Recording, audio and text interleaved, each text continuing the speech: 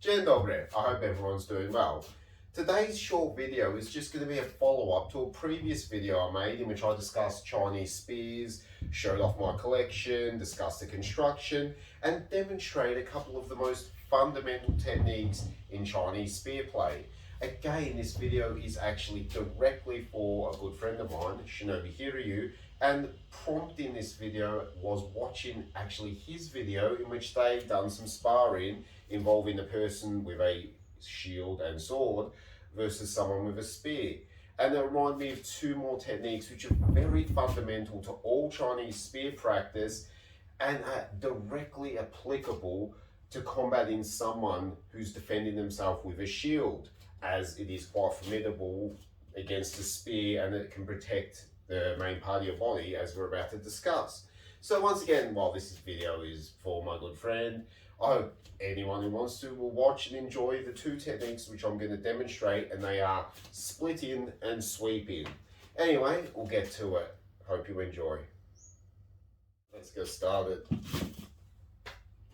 Today I'll just be using this short wushu tip spear, not one of my premium collections, simply because I'm demonstrating the techniques indoors. I'm going to be sweeping quite broadly above my head, and if I put a hole in any of these walls, ceiling, or break a window, I know of no techniques or weapons that will successfully protect me from my wife's rage if that happens.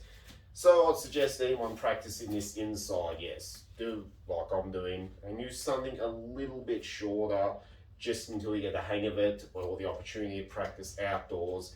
As to do these techniques, and many spear techniques involve large sweeping motions, you need a lot of space. And if other people are around, a very important safety precaution is to make sure no one's in your perimeter of where you can swing the spear. If with a full-size spear, you make quite a large diameter circle of danger around you. And that anyone else who's not watching, let them know that you're practicing. So it's just a little safety advice for if you're going to do some techniques. Now let's have a look at some techniques. Alright, the first technique we're going to look at is the sweeping technique.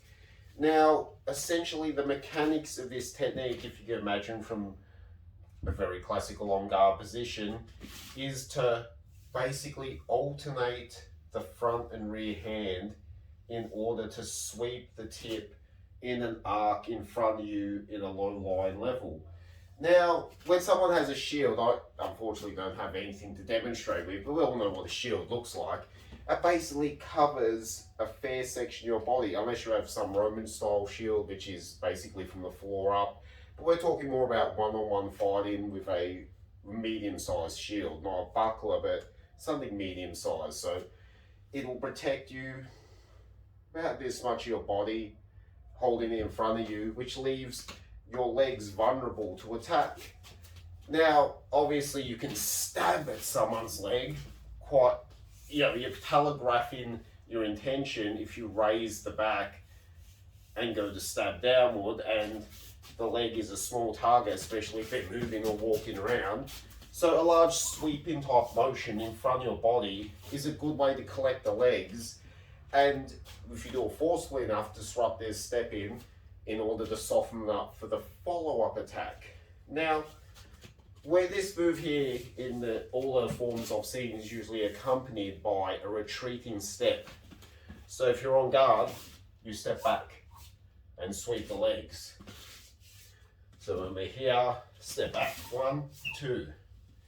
Now you can do it either way, as I'm showing. One way is to sweep across here, the other way is this way. I feel this is more stronger, and in the very specific situation we're talking about, I believe is much more useful.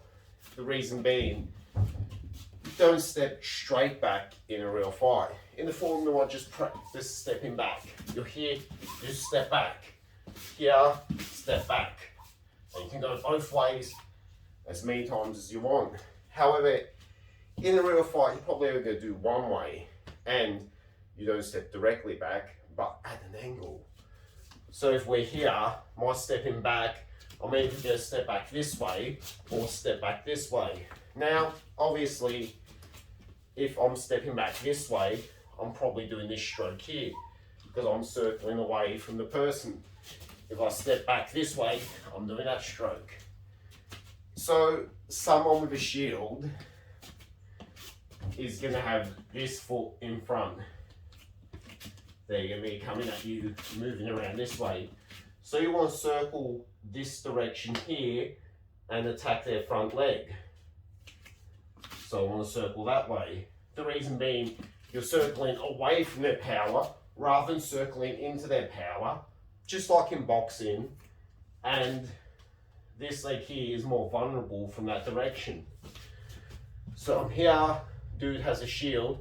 If he comes towards me, if I circle out this way and sweep across here, that is more mechanically powerful. You push out and pull back, and we can pick up the leg. Now, you're not trying to slash like this across the front of the leg. You're trying to collect them behind the knee, and as you pull through, drag the blade across the tendons and muscle or a calf in order to cripple them if they don't have armor.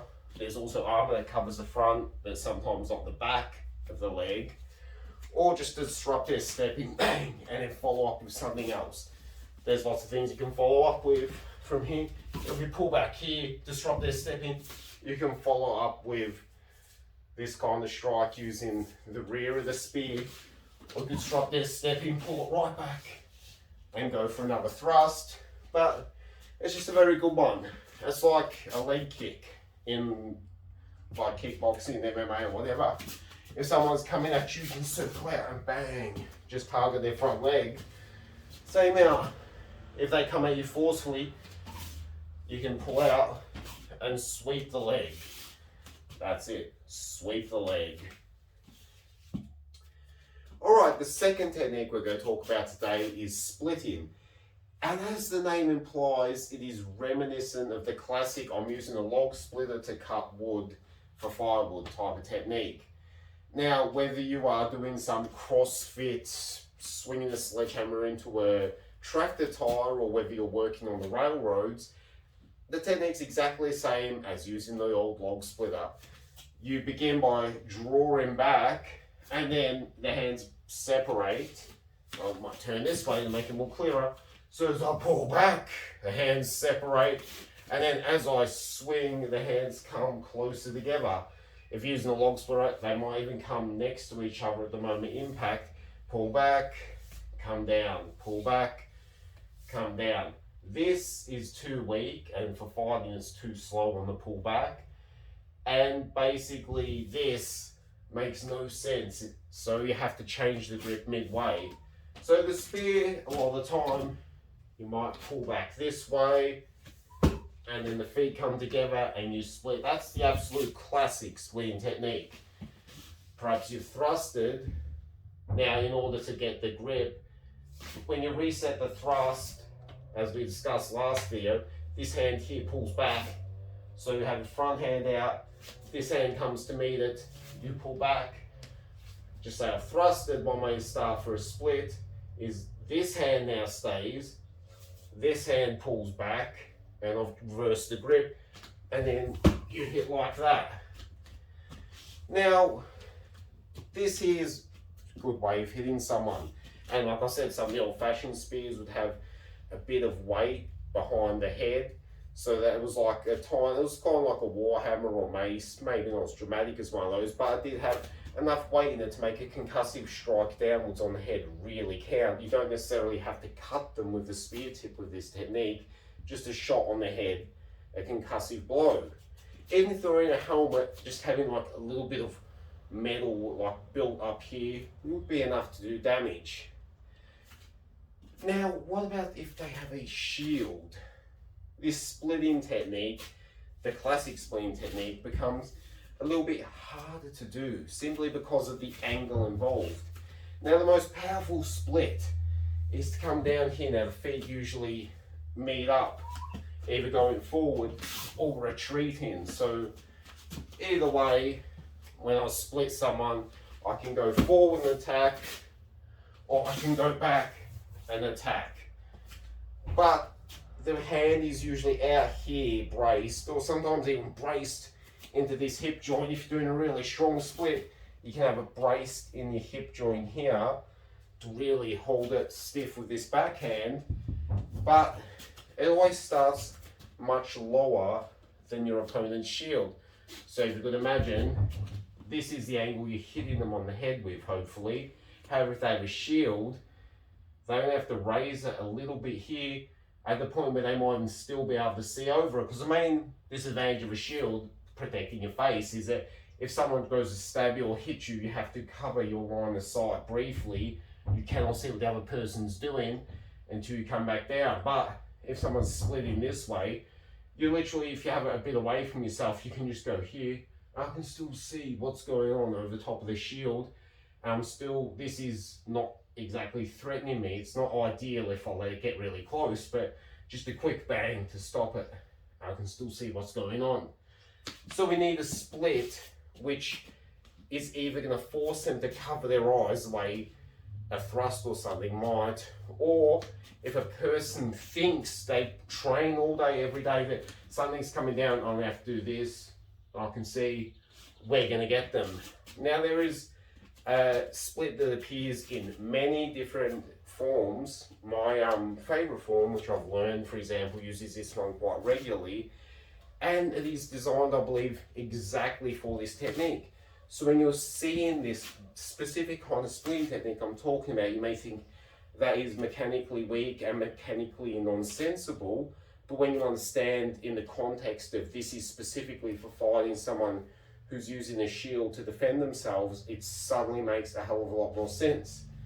Now the way this split is done, now you can set up the split many different ways.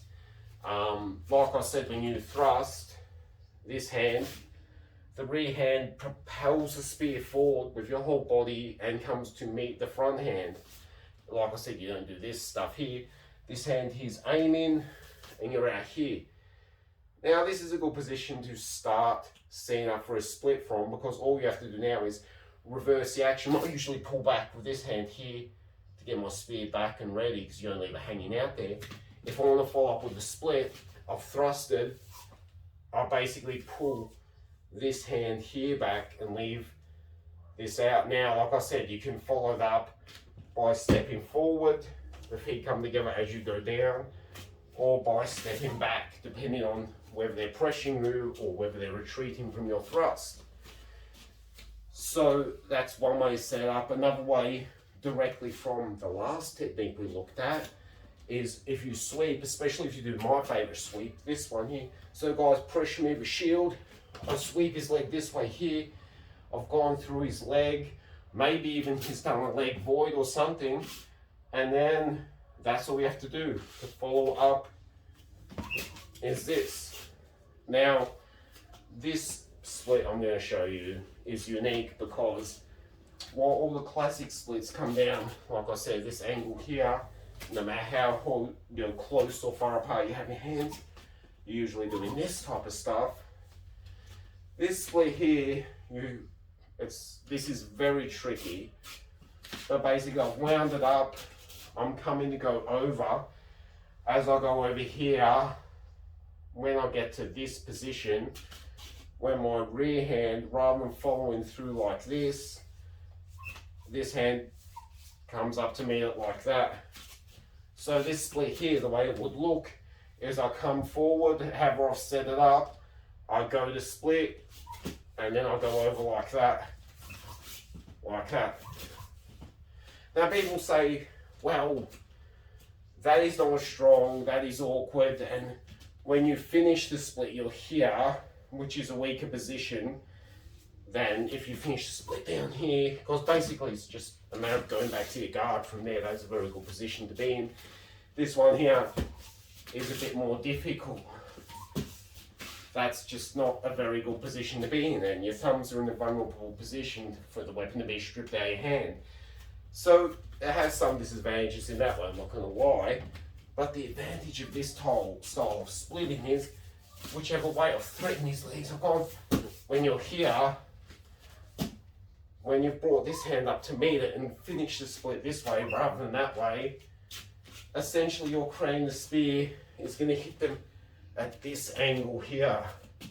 So if they go to raise their shield as if you would come in this style of split, they're fine. if you're hitting them here, you've got them. So this one here, they must do a proper cover their face full up defense, otherwise they get hit in the head. So you could even, once again, if you're doing one-on-one sparring with someone, you could basically do a few classic splits here.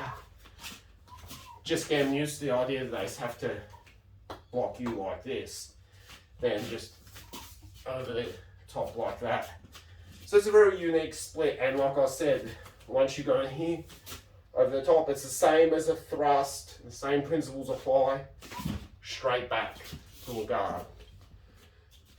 Okay, well there you have it. 2 more fundamental techniques of Chinese spear. These ones both directly applicable to combating someone using a small shield or medium-sized shield to defend themselves. And I hope everyone enjoyed, like I said, this video is specifically for my good friend Shinobi Hiryu, but everyone's welcome to watch, everyone's welcome to learn. I'm not the greatest master Sifu ever. I know a few techniques and I'm not afraid to share them, and hopefully you might pick something up useful. Anyway, enjoy the rest of your day, and we're going to be back making some really long form videos later on. I've just been working a hell of a lot lately. I've got some new subscribers, and yeah, we just enjoy what we do. I hope you enjoy what you do, and I hope you enjoy watching. Anyway, do widzenia.